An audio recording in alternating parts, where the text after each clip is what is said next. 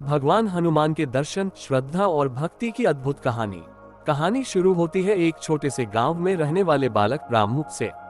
रामू का परिवार बहुत धार्मिक था और बचपन से ही रामू को भगवान हनुमान के भक्ति में लीन देखता था। उसका दिन हनुमान चालीसा पढ़ने और मंदिर में पूजा करने के बाद ही शुरू होता था। रामू का मन हनुमान जी की भक्ति में इतना तल्लीन था कि वह हमेशा उनसे मिलने की चाह रखता था।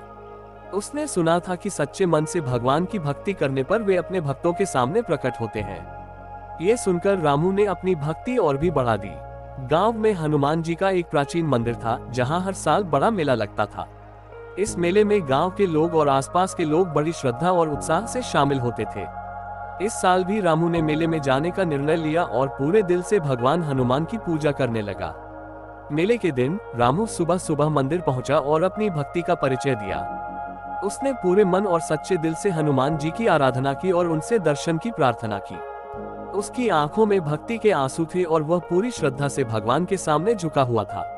अचानक रामू ने देखा कि मंदिर के गर्भगृह में हनुमान जी की मूर्ति में हलचल हो रही है। उसकी आंखों में विश्वास और भक्ति की चमक बढ़ गई। उसने देखा कि हनुमान जी की मूर्ति सचमुच जीवित हो गई और हनुमान जी उसके सामने खड़े हैं।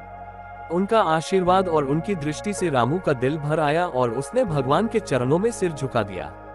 हनुमान जी ने रामू से कहा, वत्स, तुम्हारी सच्ची भक्ति और श्रद्धा ने मुझे यहाँ प्रकट होने के लिए मजबूर कर दिया। मैं तुम्हारे साथ हूँ और तुम्हारी हर मनोकामना पूर्ण होगी। हमेशा अपने धर्म और कर्तव्यों का पालन करो और सच्चाई की राह पर चलो।